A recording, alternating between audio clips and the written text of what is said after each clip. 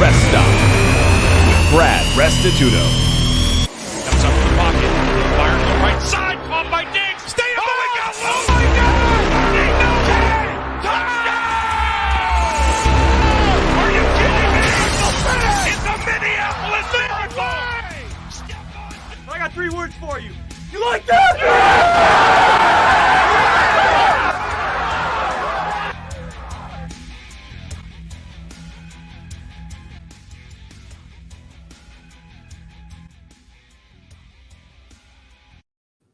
Welcome to the Rest Stop. It's April 1st, 2021, Thursday night. Brad Restituto, your host. You can follow me on Twitter at Brad the Believer. Got a good show for you tonight, and we come to you every Tuesday and Thursday, 9 to 10 o'clock Pacific time. Watch us live on twitch.tv/Chris Landry Football or on my Twitter page at Brad the Believer or Facebook Brad Restituto. Spencer Ostrovsky joins me as always. Follow him on Twitter at Spencer the Wiz. Opening day in Major League Baseball. We'll give you some scores and some highlights from some of the action or some key points later in the show. We've got an NBA card tonight, of course, previewing the Final Four, getting underway this weekend after missing the entire college basketball tournament last season. Some NFL free agency, NFL pre-draft stuff, and Spencer's got some good stuff in store for you later in the show tonight. Spence, let's kick it right off with the NBA scoreboard tonight. There's one game still in progress. It's the second half of the TNT doubleheader in LA, Staples Center. The Clippers taking on the Denver Nuggets. The Clippers are currently down 81-70 with about 11:30 left in the fourth quarter. Some other scores tonight that went final in Cleveland. The Cavaliers fall to the 76ers 114-94. The Pistons get a home win against the Washington Wizards 120-91. Russell Westbrook, another triple-double for the Wizards in a loss. The Hornets, they go down to the Nets tonight, and tonight was the debut of new Brooklyn net, LaMarcus Aldridge. James Harden sat out of tonight's game, but the Nets get the win over the Hornets 111-89. The Miami Heat get a home win over the Warriors 116-109. Jimmy Butler had 22 points, 8 assists, and 6 rebounds. Steph Curry in the loss had 36 points, 11 rebounds.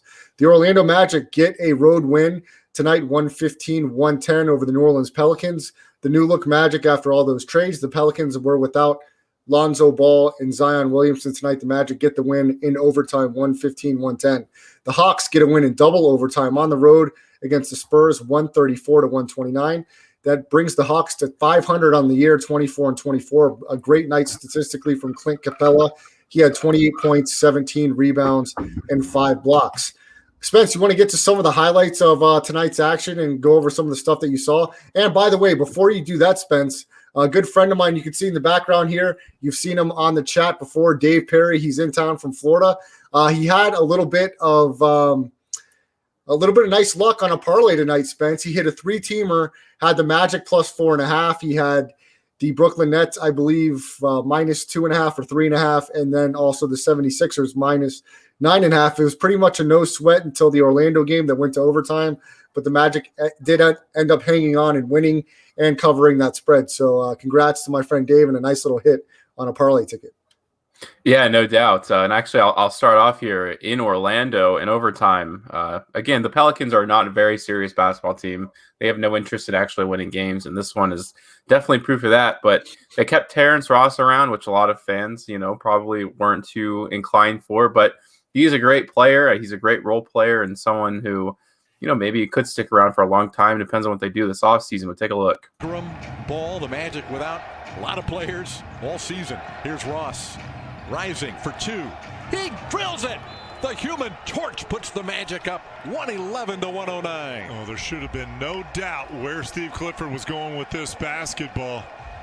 Definitely going, finding Terrence Ross off the screen. You see the roll and tough shot. 3 defenders surrounding him. Woo! Kapaya! Yeah, so not bad at all, and definitely a great shot from him. You can go to that Miami Heat game. Miami's actually picking up a lot of momentum right now. As we all know, they started off the season pretty horribly, and now they're catching their stride. They were a team that made the finals last year for a reason, and it's all centered around Bam Adebayo. I mean, this guy can play the position better than almost anybody in the entire league, including guarding some of the best guards as well. Take a look at what Bam was able to do against Steph Curry. In the hands of Curry against Bam. The air ball. They had the right man defending it. Truly incredible. And Miami actually just got a recent victory over the New York Knicks, so they're trying to rise in the standings right now, and they definitely have a good chance of doing so, especially because the East is just so weak. And as you mentioned, LaMarcus Aldridge made his debut. Go ahead and take a look at his first bucket in a uniform for Brooklyn. We've got the chemistry tonight. We were locked in. TLC draws a crowd. Aldridge, count it, a three. That is a new dimension. Yeah, so they ended up having a nice game. No James Harden, no Kevin Durant, no problem in there. And now we can go on to the Washington-Detroit game, which truly is surprising to me, I will say. Russell Westbrook had a triple-double tonight, 16 points, 12 assists, and 11 rebounds. He's been the center of this controversy with Stephen A. Smith saying his stats mean nothing. And, hopefully definitely added to his argument tonight with a 91-120 victory, headlined by former Memphis Grizzly and Phoenix Sun Josh Jackson. Take a look at some of the highlights. I think he had 35 tonight. Tried to go inside to Len. Pistons swipe it. On the run, Josh Jackson jams. Another feel-good hoop. Very difficult. 14-8 Pistons. Josh Jackson with the backup long gun. It goes. Corey Joseph drives it. Nearly lost it. Topside bounce to Josh Jackson. To the basket for a score. It's 53-42 Pistons. Josh Jackson from the wing for three, and it's through. Jeremy Grant drives it. Shovels to Josh Jackson for the corner gun that goes. Josh Jackson takes the handoff from Mason Plumlee. Josh fires, fills it. He can't miss. Nah, George, we were so happy to get him. Pistons get a steal. Another deuce for Josh Jackson. Spence, you talk about a squad like the Pistons. They only have 14 wins on the season. But if you were to ask a lot of people before the season to evaluate rosters just on paper, I think a lot of people would say the Pistons would be at the bottom of that list, talent-wise, compared to the rest of the teams in the NBA. But they have really played hard night in and night out. Only 14 wins to show for it, but I guarantee their against the spread number is much better than 14. And they really are a tough team to go against every night because even though they are outmatched a lot of the time, they play so hard and they're in games that they necessarily shouldn't be in when you look at the matchups. So I don't know what they're doing over there, but it seems like what they're doing is moving them in the right direction. If they can have another good draft or two and maybe move around some pieces, this team seems quite competitive. And you look at a roster like the Minnesota Timberwolves, who have the number one overall pick, who have Karl Anthony Towns, D'Angelo Russell. I know he's been banged up, but roster-wise, they seem to have a lot more talent than a team like the Detroit Pistons, but yet they're awful, and they don't even have 10 wins on the season. So go figure. Yeah, I also am a big fan of the Pistons, what they're doing. They're actually really close to having one of the best off seasons in the NBA period. The Jeremy Grant signing, he's already basically out of more value than his contract is worth, and they have him for a long term now. And they still have 3 years after this one, so they just signed him. If they hadn't signed Killian Hayes, or drafted, I should say, and they just gone for Tyrese Halliburton, we would be talking about a completely different basketball team. Killian Hayes was never supposed to be a top 10 pick, in my opinion. If you listen to my scouting analysis, the guy can't use his left hand. If that's the basis of you as a player, then you're going to struggle a lot. And even before his bad hip injury, the same injury that Isaiah Thomas suffered that ended his career, he was one of the worst rookies in the NBA period, getting significant playing time. But I do like Saddiq Bey. So if they could have just drafted Tyrese, gotten Saddiq Bey, and kept, I can't think of his name now, he's the shooting guard, Luke Kennard. This is a basketball team that will be in the playoffs in 2 years from now. They had a new front office come in. I think he got a little overly aggressive when it came to this year, trying to fix it all at once. And, not everyone's perfect, especially with the rookie GM. Hopefully he'll learn from those mistakes because he had made some of the good ones. And we'll see what they can do. But no one wants to play them on a nightly basis. Even though it seems like an easy victory, they're always good to just push you to your limits. And they've had a few decent wins this entire season. Of course, not going to make the playoffs, but that's not always the number one main goal every year for every franchise. You could say on the opposite end, the Cleveland Cavaliers, who started off the season as one of the hotter teams in the league, have just kind of phoned it in for the rest of the season. And I'll show you one highlight from this one. It was a blowout from off the jump. It was like Thibault, who actually was a part of those trade talks for Kyle Lowry. And they said absolutely no way they wouldn't send him anywhere. And this is probably a big reason why. 15. Oh, and Howard blocking the shot of Sexton. He's looking for the call, but the whistle's silent. Thibault running the floor, and he slams for 2. Wow, what speed right there. Philadelphia obviously is still just chipping away at the season. They'll be looking to take on the Brooklyn Nets in the playoffs at some point and maybe make a run, and it's going to have to come from a healthy Joel Embiid, who comes back tomorrow, if I'm not mistaken. And there's lots of discussions that we'll talk about later. But yeah, that was some of the big action tonight for the NBA. Spence, let's keep it in the NBA before we move on. Kevin Durant gave a press conference today, and I didn't get much excerpts from what was said, but I know there's been some controversy in the news about him getting into Michael Rappaport, the actor's DMs, and saying some offensive stuff. Tell us what you know about that interaction. And Kevin Durant, he keeps coming across with social media very sensitive, Spence. I mean, the guy is getting into spats with fans, with celebrities. It's like the guy can never just let something roll off his shoulders. He seems to take a lot of things so personally. What can you tell us about this situation with Michael Rappaport? Yeah, so this whole situation started from a TNT interview after the game, and Charles Barkley kind of asked him a long-winded question, and Kevin Durant responded with, yeah, and Charles took offense to that, and he felt like he didn't ask him a fair question, and Michael Rappaport kind of criticized him and said, come on, man, like the media needs these answers. It's what fuels the industry. And I actually think this connects to that conversation I had about Russell Westbrook and Stephen A. Smith, that these guys aren't willing to hear like a different opinion or for someone to challenge them about their playing. And I think these guys have to realize that that is a part of why they make so much money. The media drives the interest in these leagues. If they were only making money from like selling tickets in stadiums, they'd be making maybe 1/10 of what they're making now. It's really us, like people on podcasts, radio shows, TV shows, all of us are the ones who make the interest and drive, money. So again, Kevin Durant is just overly sensitive about these kinds of things. I think he needs to realize how important some of these things are, and also just not freak out when someone says that he's not the greatest of all time or if he's not giving the greatest answers. But that's been going on forever. We have the burner account story, which is an all-time classic in sports, and it's not going to end anytime soon. He's a very sensitive man, and we've never seen that out of one of the greatest players of all time. If you look at the Mount Rushmore, these guys have always been in control of their own narratives. They've been very even keel leaders in their communities, and Kevin Durant is just not that. He's kind of a teenage boy in a freakishly athletic body who nobody can stop on the basketball court. Spence, I'm reading some of this stuff now. I went on to TMZ, and it's definitely a lot of stuff that can't be repeated, even on a podcast. It's pretty insane. Did you have a chance to read this entire DM conversation?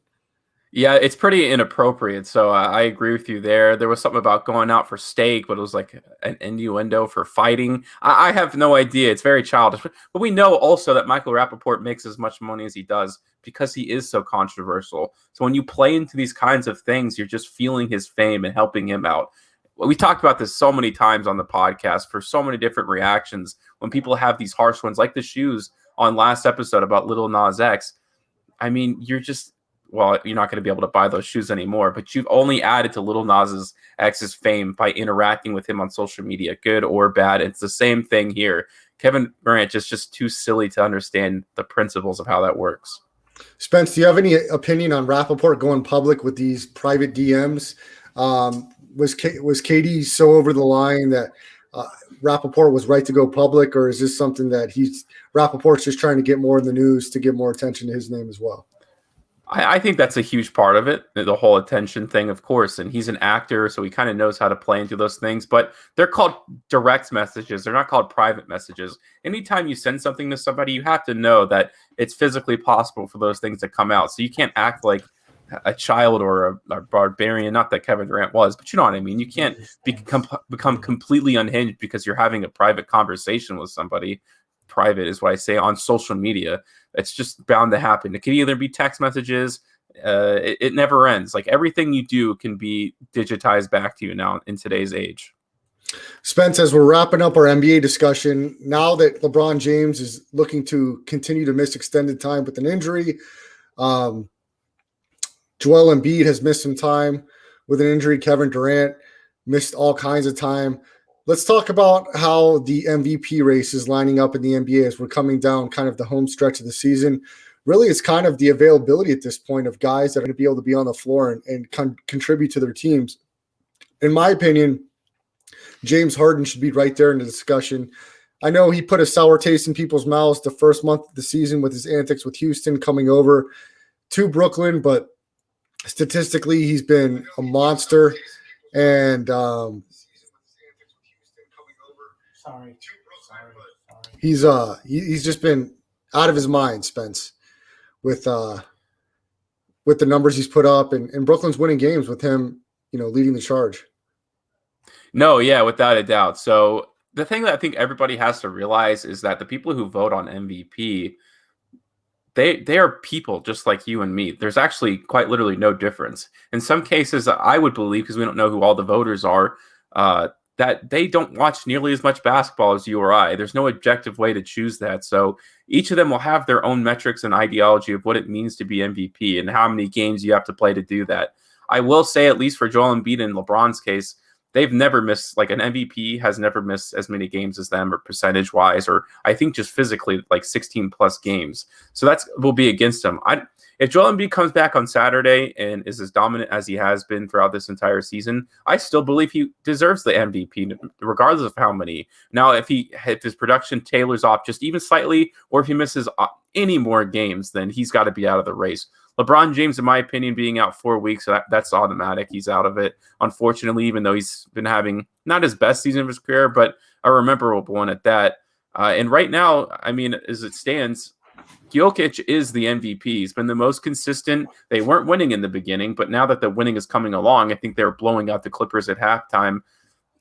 And I think he was also just in the MVP conversation, regardless of Joel Embiid and LeBron existing there. On the James Harden front, I'm also going to say, no, he's not going to win MVP. He will get votes and he'll be towards the top, but no way should he ever deserve the most valuable player after what he did in Houston in the first month. Coming in out of shape, not being a good teammate, saying he had done everything he could for the franchise when he obviously didn't. That has to factor in, at least if I were to have a vote in that. I would probably put him at number 5. Yes, has he been just absolutely amazing, but so has Russell Westbrook, although I guess the real true difference here is that James Harden has impacted winning, which is, a big part of people's criteria overall. But he's nowhere near my actual first place spot. He just doesn't deserve it as a person. Spence, the Clippers have drawn kind of close to the Nuggets here in the fourth quarter. They've outscored them 13-5 so far in the fourth with 5:20 left. The Nuggets are still leading 86-83. It looks like the starting lineup for the Nuggets tonight were Aaron Gordon at power forward, Will Barton at small forward, Michael Porter Jr., Nikola Jokic, and Jamal Murray. I don't know if this looks like a lineup that's going to be long-term, the starters for Denver, but a little bit of a switch-up. Aaron Gordon's got 33 minutes tonight, came over from Orlando. He has got 14 points, 6 rebounds, 5 assists. Jokic has only 12 points tonight. Jamal Murray, 7-16 from the field, has 18 points. They're up 89-83 now with 5:09 left in the fourth. So what do you think about this Pistons lineup, Spence, with Gordon, the addition of Gordon and some other guys going on here?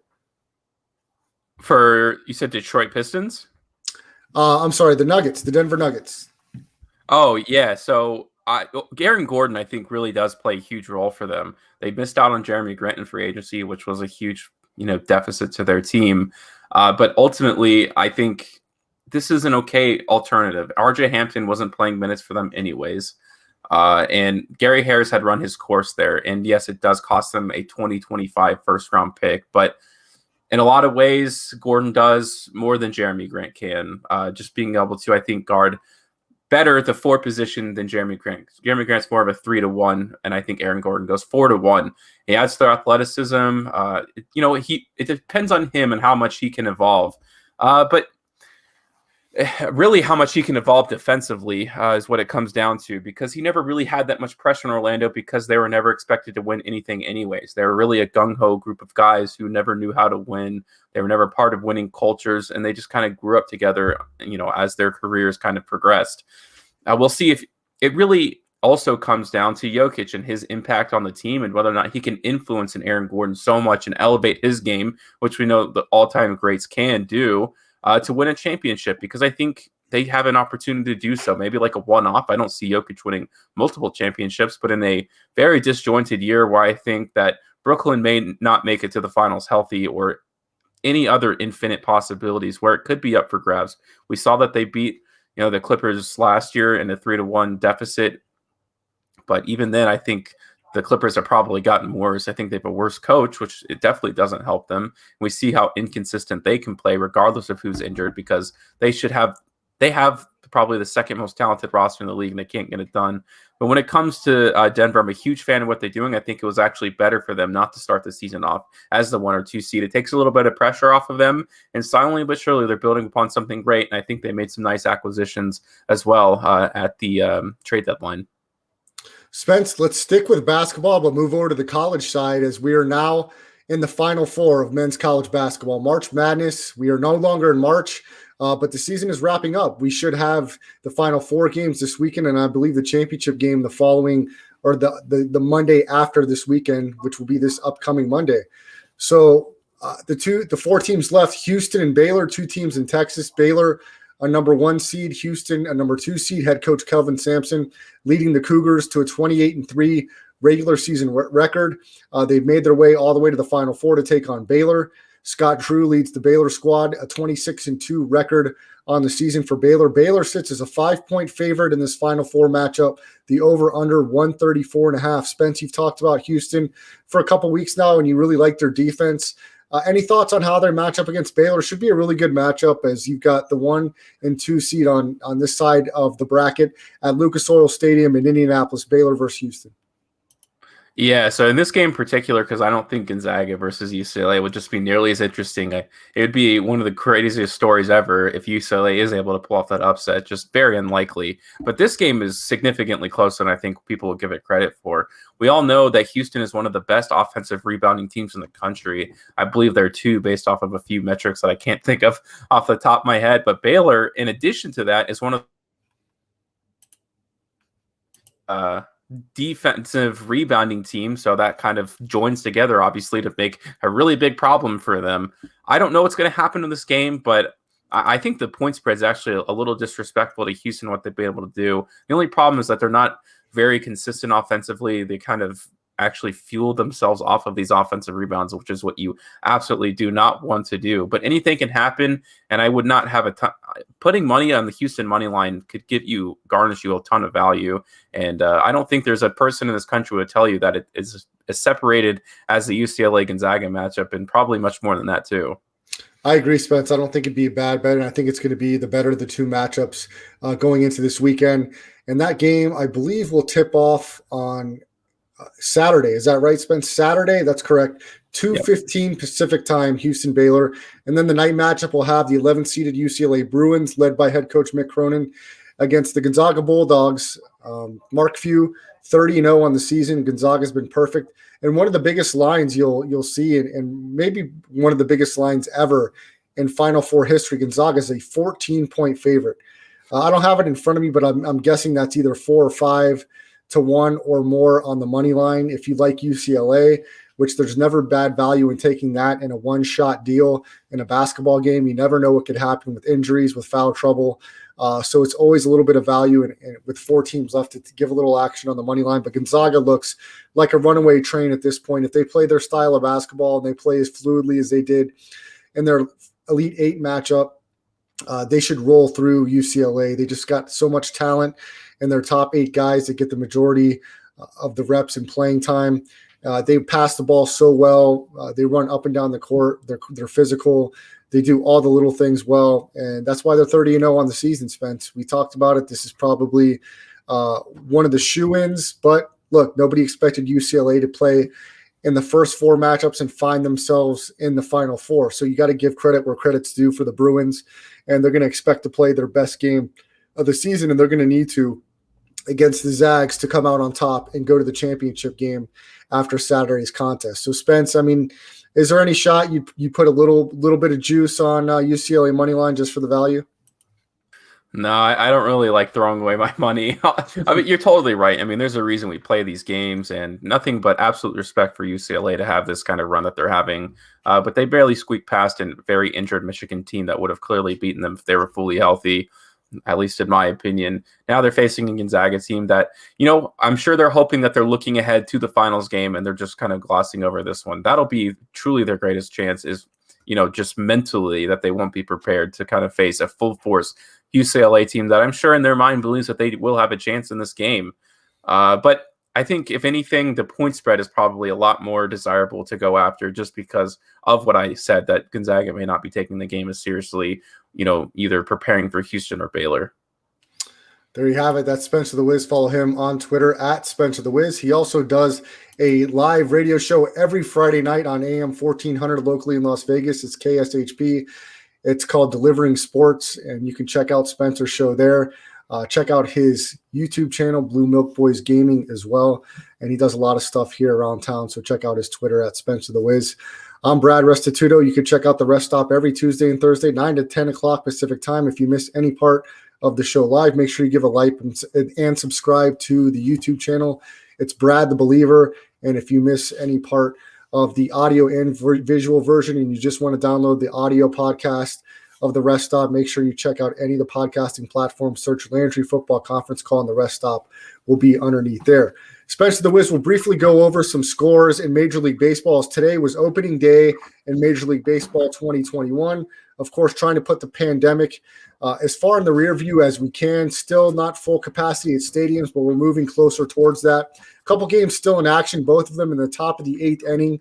The Chicago White Sox, they're leading the Anaheim LA Angels 3-2. The Astros, they're leading the Athletics in the top of the 8th 3-1.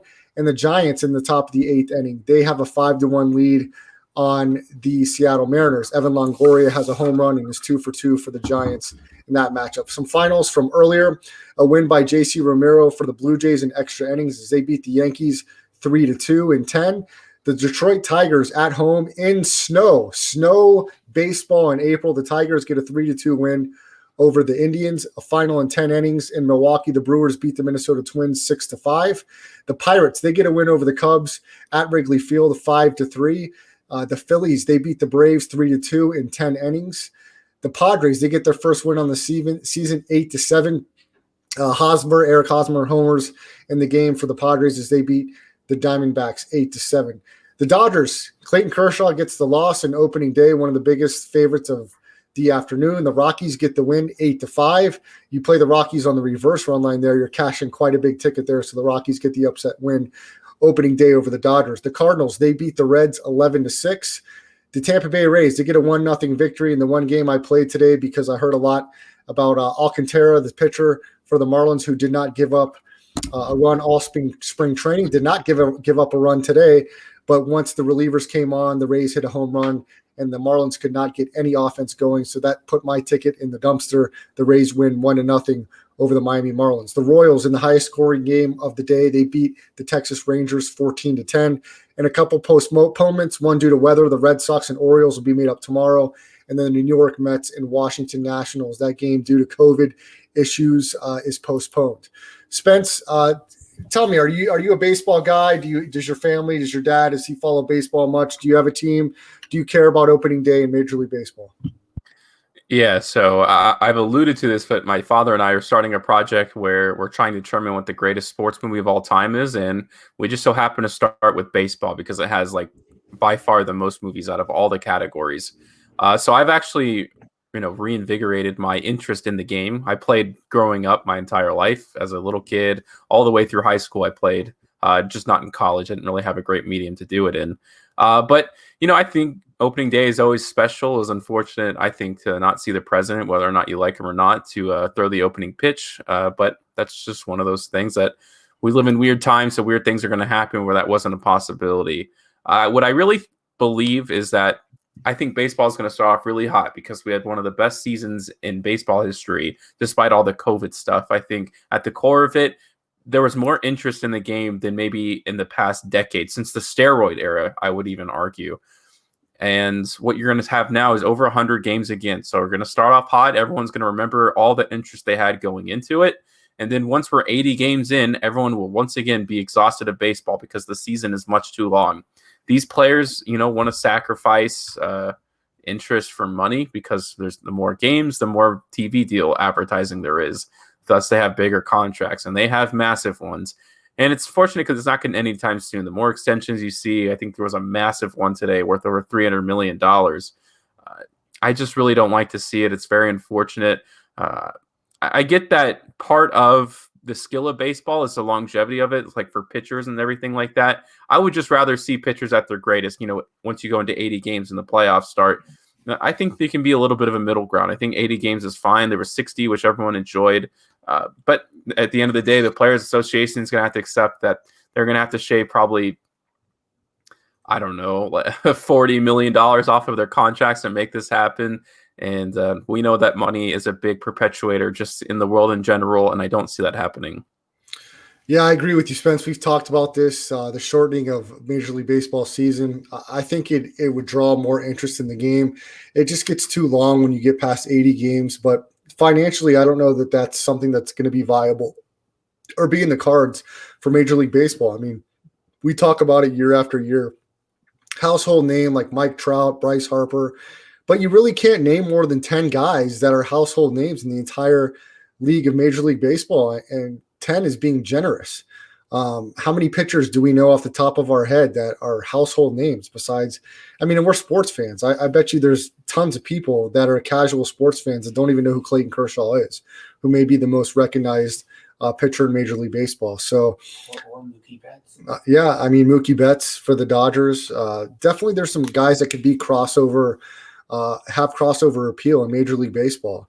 But I don't know that the game does enough promoting, telling these guys stories, giving them more of an appeal. Talk about, did they play multiple sports, which a lot of them did, and kind of highlight bringing both sports together to try to bring that interest in Major League Baseball. I don't see it happening enough. I think we've talked about this for years, and it's tough when the NBA has Tuesday and Thursday nights on TNT and they're live primetime games. I know ESPN does some Major League Baseball primetime games, but the game is just so slow. There's not enough time to really highlight one guy and talk about him consistently during a Major League Baseball broadcast. So there's tons of diehards still out there, Spence. There's old men that will never give up the dying love of baseball.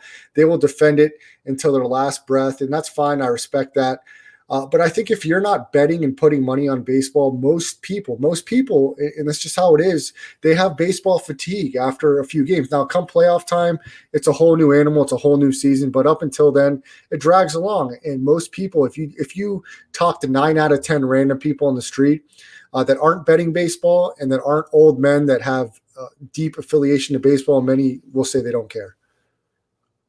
Yeah, and I think the core of the issue for baseball is very similar to the WNBA, which sounds a little insane. And obviously, the WNBA is on a much more micro scale, but there's not enough controversy.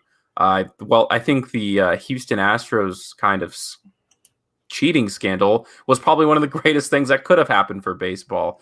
Just kind of like how the White Sox controversy was and how Babe Ruth pulled them out of it. It's the friction, these like Kevin Durant and Michael Rappaport, right? We're talking about it because they hate each other and became public and boomed up. Those kinds of storylines never make their way to social media. And like I said, that's the reason that these guys make so much money in the NBA and the NFL is because of these like articles and radio shows and Sirius XM, just having a conversation about it, analyzing it from a professional standpoint. And people just don't have that kind of desire because I think probably they exist. There's probably a lot of guys in baseball that don't care about each other. But the game is so pure. It's America's game. There's no crying in baseball. The famous saying, or from the, I should say, movie quote that has, transcended and kind of become a mainstay in baseball. It's too nice, probably, is the best way to put it. And anytime someone tries to do something out of the blue, like dance or wear jewelry, they're immediately criticized. And, we got to go back to the way it was. And then they also just don't understand. I don't think the owners of baseball understand the game, and that no one wants to see a runner at second base during extra innings. That's not the point. I would even be, in agreement with maybe shorter games as well, 7 innings. I think those make the game even more exciting too. Like, don't change the fundamentals of the game. Just change things around it. I think that's what they should be going for. And hopefully they get closer to that point as time goes on, because I would hate to see the game truly die at some point, which we're not close to doing at all. I would just, I think it could be America's pastime once again if they just kind of re-spark that interest in it with some new ideas. Spence, before we move on to some pre-NFL draft stuff, there's one more thing that happened in college basketball today that's noteworthy. Roy Williams, head coach of the North Carolina Tar Heels, after 30-plus years coaching, has retired his coaching career. I don't know how I feel about that. I don't know if it's big-time, shocking news. I mean, when you've coached over 30 years, it shouldn't really surprise anyone when it's time to hang him up. I mean, you still have guys like Mike Krzyzewski and Jim Boeheim that have been around the game for decades and decades, but Roy Williams, huge name, huge university, North Carolina, retiring. Any thoughts on who could be the successor at North Carolina? Is it going to be a possible alum or anything that you've heard through the grapevine, Spence? Yeah, I have no idea, and I don't think the school does either, and I think they're going to be sitting on this for a while, till at least March Madness ends, where all the craziness kind of dies down. They can see the field of – but it's not an easy hire, and whoever takes the job will probably be fired a couple of years later. Just stepping into those shoes is pretty much an impossible scenario, and it'll take a couple of years for people to, other coaches to realize what direction they truly want to take North Carolina in, because I don't think anyone was expecting this. So anybody who takes the job is going to be scrambling. Or maybe I'm wrong, but I think an alumni probably would be a really good hire. It's probably what they're going to go for, to kind of keep the train running, to remember those old times before they go into a completely different direction, because they just haven't been very good in the past few years. And that's perfectly fine. He obviously has a great resume behind him, and I'm very happy for him that he's come to this conclusion. And I wish other coaches would kind of do that as well, so that they can enjoy the end of their life and that there is life outside of basketball. But I think being a college coach is such an interesting place to be in, and why they stay so much longer than NFL guys is because you're not just teaching them about the game, you're teaching them about being a man. A lot of these guys, some of them, or I shouldn't say a lot, but some of them, don't have father figures or someone to discipline them at all, and it kind of instills those values in them. Some guys probably exit college a little early with aspirations, playing professional when they know they can't, just because of their egos, and there's always going to be that. But I love the stories of the 4-year guys who will always think back of their playing days with those guys, the bonds that they made, and how it shaped them just moving forward in whatever professional career they end up choosing. So I think he probably has so many of those memories that he'll carry with him, but hopefully he can finally get some rest now. He doesn't have to stress about game plans every day and recruiting, because it truly is a year-round job, which is probably even more difficult than some NFLs who have higher structures to do those kinds of intermediate work for them when they do a lot of it. And he'll always remember it as kind of like the top 10 coaches I think in college basketball. That's Spencer the Wiz. Follow him on Twitter at Spencer the Wiz. Spence, we talked about it on Tuesday, some of the trade action that the Dolphins were right in the middle of coming up on pre-draft. They move out of the number 3 spot back to 12. The San Francisco 49ers move from 12 to 3. The Dolphins then make a trade with the Eagles, and they move from 12 to 6, and the Eagles back from 6 to 12. Spence, some guys have had their pro days since then and put up some insane numbers. Kyle Pitts from the University of Florida, tight end, I believe ran somewhere in the 4.3, 4.4s. Justin Fields had a pro day at Ohio State and looked fantastic, ran a 4.440. I've heard Jamar Chase running a 4.4. A lot of these guys that are talked about in the top 10, top 15 has put up some serious numbers. Now, I know we're talking about guys running around in shorts with no helmets. So I don't know what stake you want to put into this, but as far as the analytics and numbers go, the NBA scouts have got to be quite pleased with some of these top guys, some of the numbers that they're putting up at their pro days. Absolutely. And it is kind of hard to, whether it should sway you so much one way or the other, but this is definitely one of the most talented drafts I think we've seen in a very long time. We know there's the quarterbacks, and I've kind of scouted through my top 10. And already I'm looking at, people consider a generational talent in Trevor Lawrence. We'll see if that's true. But even just someone like Penei, I don't know how to say his name, Sewell. Yeah, Sewell from Oregon. People say he could be one of the greatest offensive linemen to play the game. He's definitely one of the most athletic offensive guards that we've seen, or offensive linemen. He'll probably be everywhere in his career. They'll plug him and play him wherever they want. There were some of these screen actions where he was supposed to chip the edge rusher and go take on a corner, and he was quick enough to do that. In one game, he actually made a mistake, and then he was so mad at himself, they ran the same play later that game, and he fixed himself. He got himself in a better position. He's someone who loves the game of football, and the fact that there's going to be probably 3 quarterbacks taken, like if it wasn't such a quarterback-heavy draft, he probably would go number 1 overall if there wasn't such a big need for that. So I think that's probably the most fascinating part about all of this, is that because there's going to be 5 quarterbacks, that means naturally that some of these players that would be higher in drafts are going to slide down, and those teams have to be ecstatic about that. For Sean Slater, we know Devontae Smith and Chase from LSU. I mean, these are guys who are looking to change franchises. These receivers obviously have just wowed us, and Chase didn't play, a year ago, but he's still considered the top receiver in the draft, and may have been. He probably would have gone to the Raiders even. That's how good he was. I don't know how you feel about like how good it is from top to bottom, but holy moly. And even I didn't even mention Kyle Pitts, who I think you had just mentioned before. It's the tight end who is basically just a small receiver. He's like Evan Ingram, but people think that he'll actually have to be a lot more successful for him. Depends on where he goes. Maybe the Dolphins, traded up to get him. I'm not sure. Yeah, Spence, I agree with you. I think this draft is extremely talented, especially the first round of the draft. And I'm still convinced, don't be so surprised that the 49ers didn't move up to 3 to take one of these playmaking skill position players. Like Kyle Pitts is really talked about as just one of the best tight ends to ever come out in memory at all. So to put him alongside George Kittle, I think could be extremely dynamic in San Francisco. And Jamar Chase is, look at the year Justin Jefferson had. And Justin Jefferson was the number 2 to Jamar Chase on that championship team.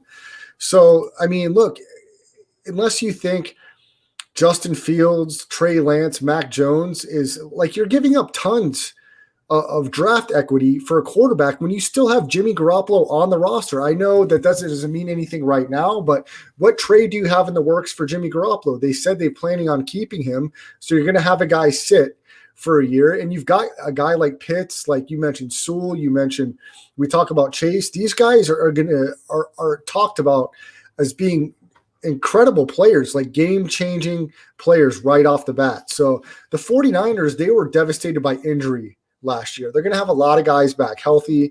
They've plugged in some holes. I would not be surprised if Pitts or someone like Chase goes to 3, because why you're moving up.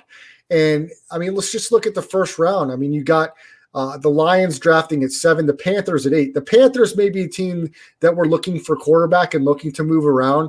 So if you were the 49ers and you wanted to get past somewhere, why not get past Carolina?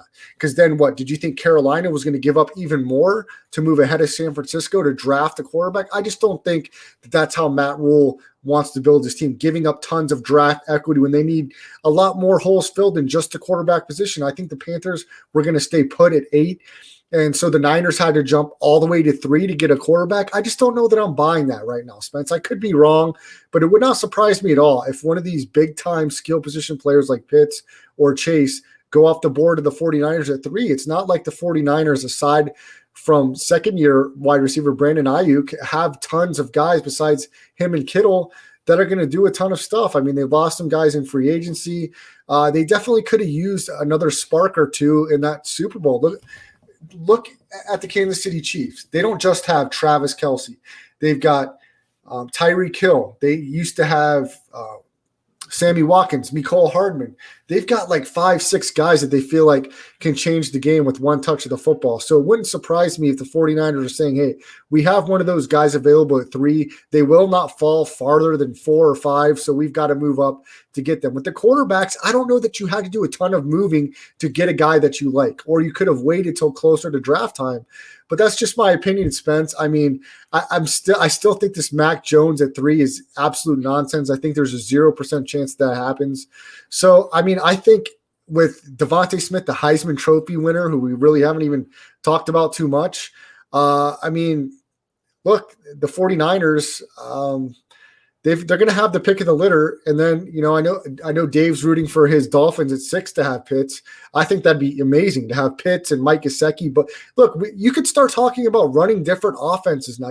Why should we have to put ourselves in a box? Can you imagine having 2 tight ends that can do what Gesicki and Pitts can do and can block? You can open up your offense so much more with the running game and 2 tight ends that you don't know where they're coming from. You don't know if they're going to run, if they're going to block, if they're going to catch the ball, if they're going to spread out wide as a receiver. Plus, you have someone like a Devontae Parker. That's just, talking hypothetically. I mean, look at the Falcons. They're eyeing Pitts at number 4. You put him with Julio Jones, with Calvin Ridley. I mean, you're talking about a rejuvenation possibly for Matt Ryan's career. So don't be surprised if the 49ers make a move for one of those guys. Yeah, no, you're completely right. It is actually really strange that as soon as they made that move, everybody assumed that it was going to be a quarterback. And it's laughable what Mac Jones would be taking there. Now, if this was a very, bleak draft where like last year where there weren't really any franchise-changing guys, then, okay, maybe you can see someone moving up that high. Very much like Daniel Jones. They moved up way higher than people expected just because there's no one else really around that they thought he could be taken at any moment and that they weren't interested in anyone else. But I think they could be targeting the offensive lineman from Oregon. They could go for so many other impact defensive players. I mean, that we haven't even talked about at all either. I really believe that they will most likely be taking Chase at this position. And I feel like with how physical he is, his route running ability, his ability to read the game, I think they will believe it will put them over the edge to go back to the finals. And I'm not hard pressed to say that. And also we have to think about how much pressure there is on the 49ers. We know that the Rams got Matthew Stafford and they're going to be competing with them specifically. It has to go beyond. First, they have to make the postseason and then they have the talent to go over that. If their scouts believe that this guy will be a Hall of Famer one day, like that's, I think the price of 3 first-round picks, which in reality is 2, because they're just swapping one of them, is nothing to pay for a guy who's going to have that much of an impact on their team. And we already know that the 49ers have great offensive schemes. And then, exactly, if Kyle Pitts was also the tight end, we'd be seeing an Aaron Hernandez, Rob Gronkowski maybe all over again. If George Kittle. Better. Yeah, exactly. I mean, the way that they'd be able to elevate each other's game, I don't know how you guard that team at all. I mean, that might make them unguardable if you can make those 2-10 offensive sets, which we've only seen basically once ever. And remember how the Patriots used Hernandez when he was still around. They used him out of the backfield. They used him on end arounds. He did everything. And Pitts is more dynamic than Aaron Hernandez was. Both played at University of Florida. So thinking of all the things you can do with Pitts, I mean, he would be on my top 3 list in the entire draft, especially if you have at least a little bit of answers at some of the other positions. There's so much you could do with this guy creatively that I think coaching staffs have got to be foaming at the mouth for the opportunity to have this guy on their roster. So it's going to be interesting to see how the top 5 falls, Spence. I don't think it's a guarantee that the Niners take a quarterback at 3. We'll just have to see how it shapes up. Spence, as we're wrapping up the show tonight, I want to give you the floor here a little bit and talk about some of the journey you have going on. You've talked to me recently about exploring the chance of getting your first tattoo, and you've become even more enamored with this here in the last few weeks. This is not something that I have on my bulletin board or bucket list to complete. I am currently tattoo free. I intend to stay that way, but I'm very curious your philosophy on why you've had a change of heart and now you're exploring the possibility of adding ink to the body of Spencer the Wiz. Oh, I see Dave showing off some tattoo action behind you right there too. Yeah, there he is. So I'm curious to ask you first, how come you're not interested in tattoos? Is it something that you feel doesn't belong on people's bodies, or is it a personal decision? What is it? It's just I don't feel that anything should be passionate enough to be permanently engraved on your body. I feel like personally, if you are that passionate about something or enjoy something, there's no reason why you can't have a picture of it in your room, wear a necklace of it, or have something that may be less permanent. It's not a possibility. It's a reality that we will all be old someday. And very old at that. And, I plan, like I told you, I'm playing basketball into my 70s and 80s. and at least trying to show up at the gym. There's a guy I know that's 100 at the gym. He's about 5 foot tall. He walks around on a walker. If he was covered in tattoos, they'd be, I guess, an interesting conversation piece. But am I that hard up for conversation where I have to have somebody approach me or socially awkward enough where, okay, I want my tattoo to be a talking point? It's just not my thing. I don't think having to have it permanently on there, to me, it's an internal thing that has to be worked out with the individual. Like, we all have reasons and we may justify those reasons with other reasons, but I have my own ideologies on it. And it's just not something that I ever feel will be a need for me to put permanently on my body. Okay. Yeah, no, totally valid points. And, of course, but I'll tell you why I got interested. So my buddy started getting tattoos. I thought they were really nice, actually. But that wouldn't be enough for me, to just get a tattoo just because I thought it looked cool on someone else. Dave's coming hard. But I actually got interested once I started getting, understanding about what it is, like what are tattoos and what they do, is artists. I think it's a really interesting job to have because as artists, we don't think of them as 9-to-5s where they kind of have scheduled appointments. People, like artists, the greatest of all time, made them on a whim or because of some tragic event. And I think it's really nice. And I think that they all have their own styles. And I think that can create something beautiful for people's bodies. So I'm getting my first ones in a couple months, actually. I finally have my appointment date that I'm going to be emailing tonight to go over with. And I'll show it to you guys. It'll go full screen. It's actually this scene. I won't explain what this scene means. It's from a show that I really like. And this moment is my favorite from that show. But ultimately, the reason that I'm doing that in particular is because I have a really busy life, a really stressful one, where all these crazy things happen to me, and I have these big upswings and downswings all the time, just like any other human being does as part of being alive. And what I would love to do, it's not going to be in my forehead or anything like that. It's actually going to be above my thigh. I just want to be able to, in those busy, stressful moments, to just look at it and remember that not everything is so serious. There are these pockets of joy that you've had in your life, and it's something to look down upon.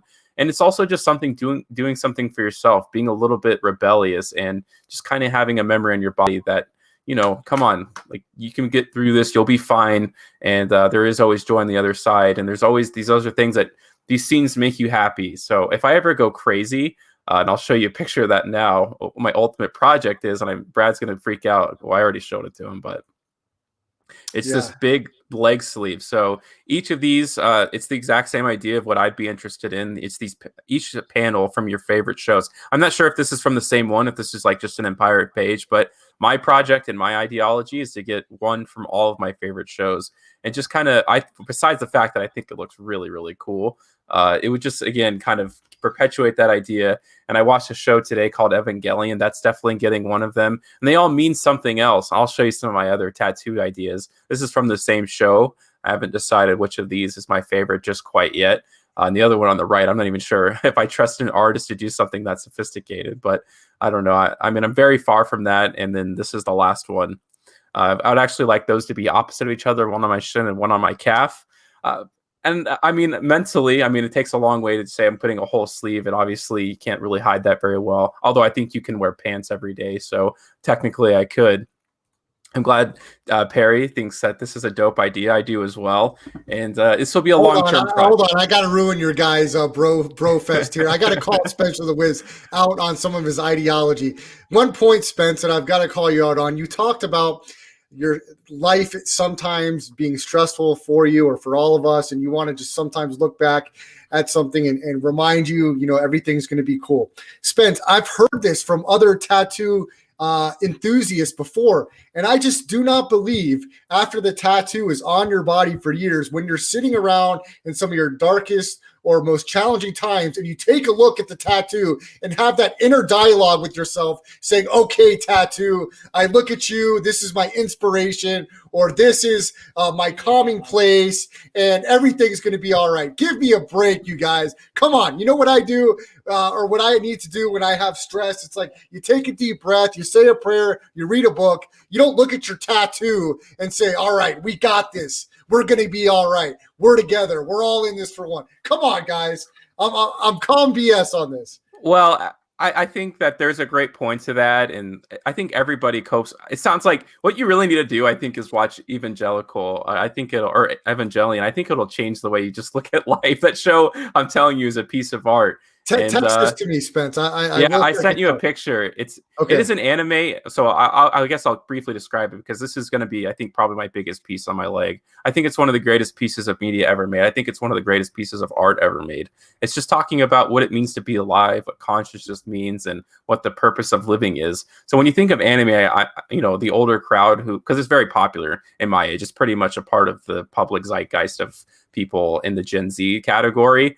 It's like a Big Eyes, the classic kind of anime, but this goes well beyond that. And again, you could have a t-shirt of it, you can have all these other things, but having it on your body, I think adds more meaning to it. And that you went well above and beyond getting a $20 t-shirt. You've invested in yourself. And, if you just get a random tattoo, but even those like really bad tattoos that you'll see some artists do, there's usually some sort of great story behind it. It's kind of like an artifact on your body, and it's a great conversation starter. And yes, when you're 100,000 years old, you're probably not going. It's probably not going to look the greatest. But when you're 100,000 years old, you're probably not going to be looking all that hot either. Like how many 100-year-olds are going out in the streets looking all crazy and good? And at that point, you don't even know the technology. Like laser technology is very recent. By the time I'm older, if I really, really wanted to get off my body, first of all, I already have the means to do that. I can get it lasered. It's not going to feel good. It won't be cheap. But I don't plan on doing that at all.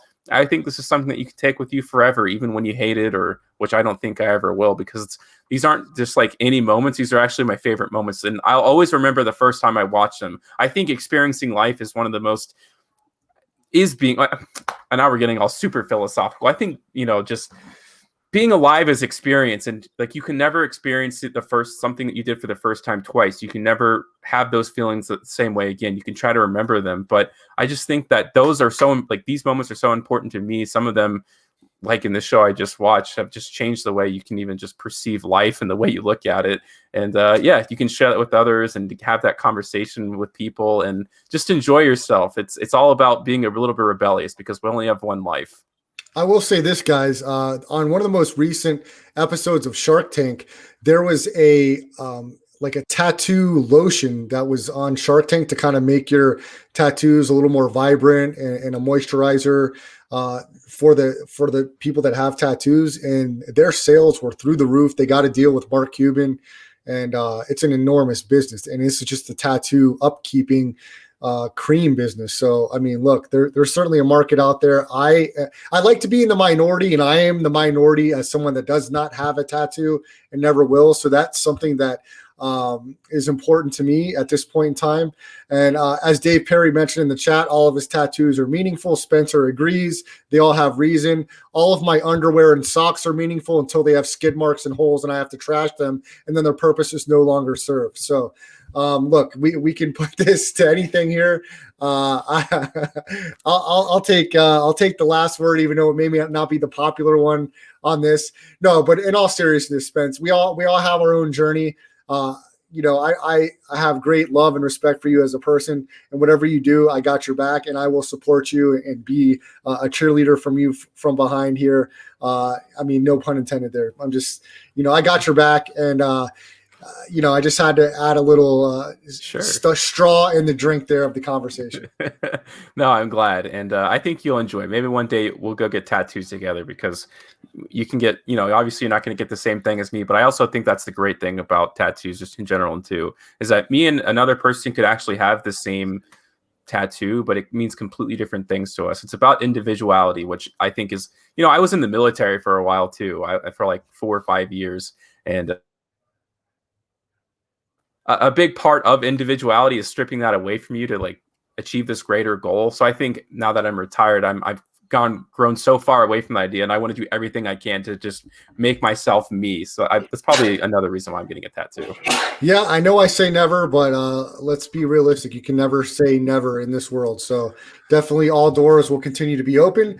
But that will do it for our show tonight. For Spencer the Wiz, I'm Brad Restituto. And if you miss any part of the show, make sure that you check out the audio version of the podcast, download any of the podcast platforms, and look under Landry Football Conference Call. The rest stop will be underneath there. Also, give a like and subscribe to the YouTube channel, Brad the Believer. And then you can check us out every Tuesday and Thursday, 9 to 10 o'clock Pacific time. www.twitch.tv/Chris Landry Football. The rest stop will be underneath there. Also on my Twitter channel at Brad the Believer. I hope everyone has a great weekend. They enjoy the Final Four, and we'll catch up back with you here on Tuesday at 9 o'clock. Have a great weekend, everyone.